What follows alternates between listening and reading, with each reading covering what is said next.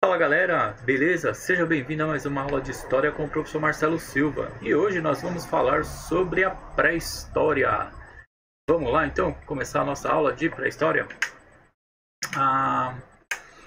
Primeiro ponto que eu queria conversar com vocês é essa questão sobre problematizando a pré-história.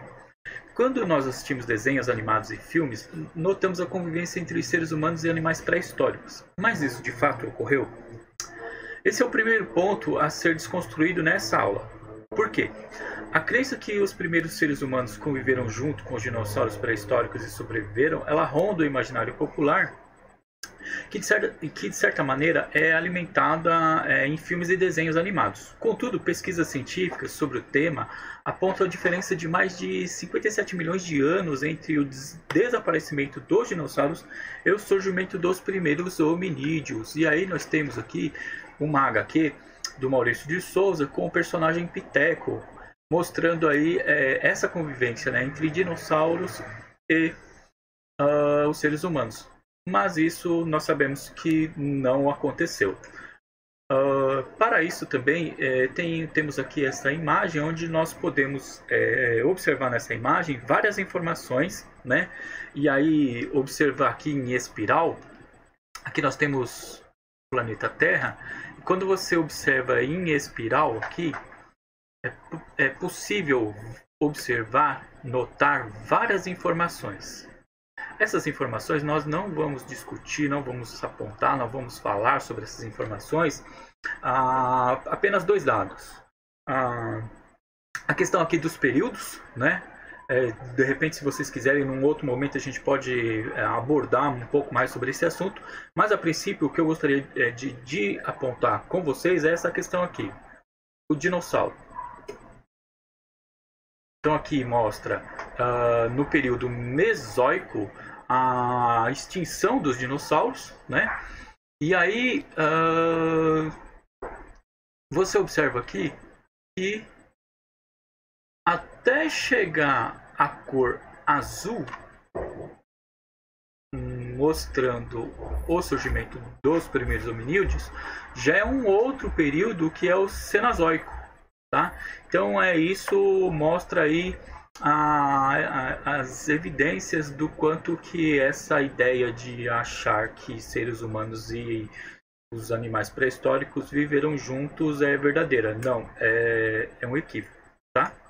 Bom, um outro ponto para poder entender sobre o estudo da pré-história é como que o ser humano surgiu em cada um dos continentes, né? Então existem aí algumas hipóteses sobre isso, tá? Uma delas é o Estreito de Bering e uma outra Malaio-Polinésia. Essas duas teorias elas vão falar sobre a chegada do homem nas Américas, né? E aí temos aqui esse mapa, nesse mapa aí dá para a gente observar aí também, né, tentar entender um pouquinho como que isso aconteceu. Então você tem aqui, né, as setas mostrando as prováveis rotas dos seres humanos na América. Então mostrando essas duas hipóteses. A primeira, que eles partiram aqui da África em direção à Ásia, chegando aqui na região da Sibéria e passaram aqui da região da Sibéria para a região do Alasca na América do Norte e aí alcançando as demais Américas, a América Central e a América do Sul. Tá? Então, isso aconteceu aqui pelo Estreito de Bering. Essa é uma das teorias. A outra teoria é que, do mesmo modo, os primeiros humanos que surgiram no continente africano, eles saíram daqui e alcançaram aqui o Oriente Médio, desceram até a Oceania e a partir da Oceania, em pequenas embarcações de ilha em ilha, eles conseguiram chegar até o continente americano, tá? Isso mais provavelmente na América do Sul. Bom, então você tem aí essas duas hipóteses sobre esse assunto. Aqui um pouquinho mais para ilustrar sobre isso, nós temos aí um mapa mostrando os povos mostrando que os povos pré-históricos provavelmente viajaram da Ásia para a América do Norte, área sombreada, entre a Sibéria e o Alasca. Era uma ponte de terra no atual Estreito de Bering. Então o que acontece? Essa parte aqui, mais escura,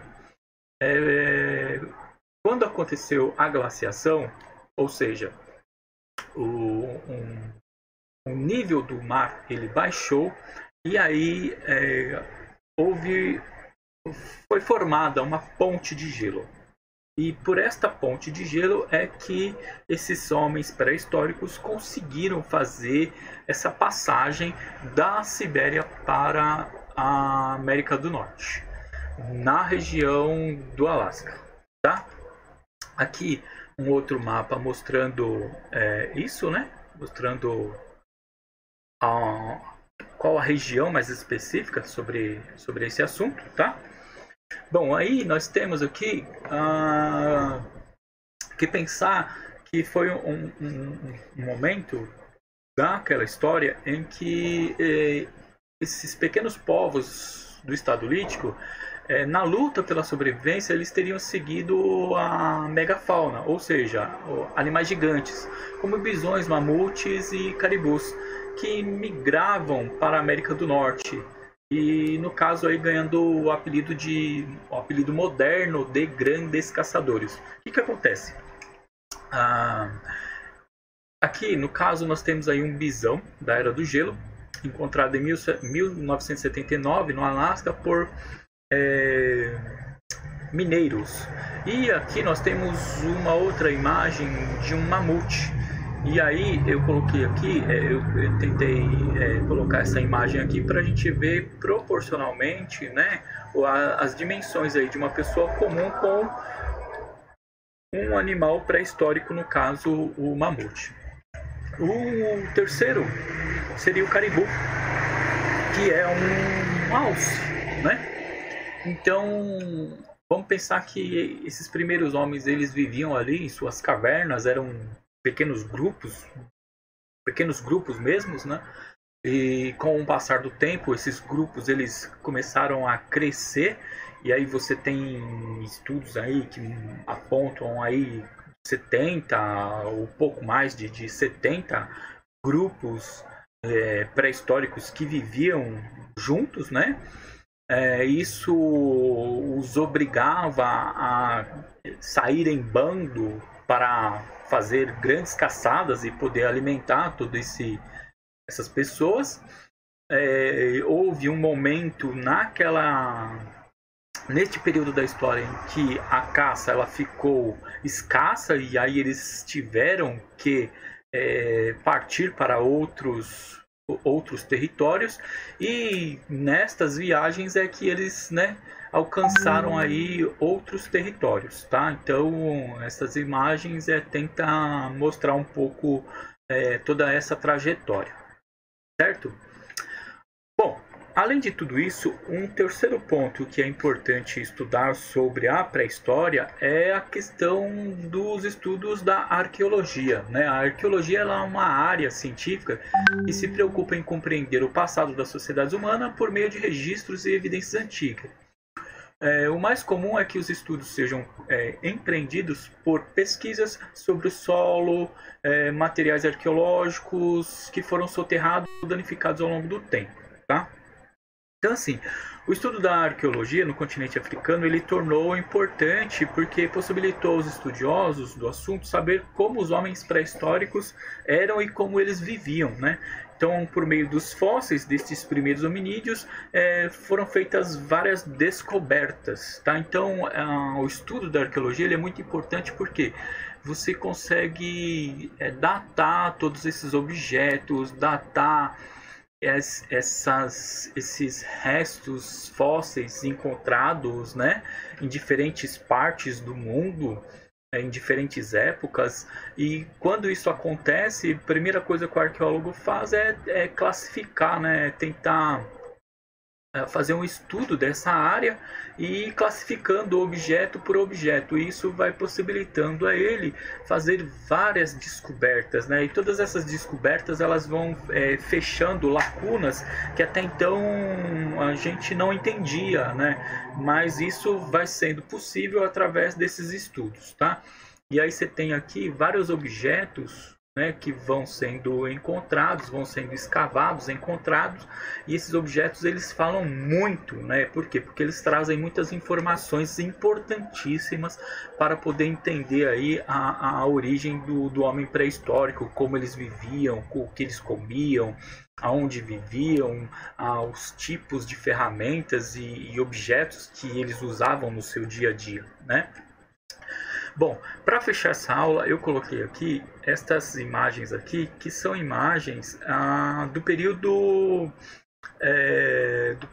da história das Américas. Por quê? Porque isso aqui pertence aos povos, pertence à cultura pré-colombiana. Então eu coloquei aqui, por quê? Porque são imagens, né, são estátuas de metal. E aí na próxima aula nós vamos falar sobre os períodos históricos, e um dos períodos históricos é a Idade dos Metais. Então, se você gostou, eu espero que você também acompanhe, que você assista também a próxima aula. Caso você tenha dúvidas, nos procure, converse conosco, deixe seus comentários aí embaixo do vídeo e aí a gente vai se falando. Muito obrigado, até uma próxima. Valeu!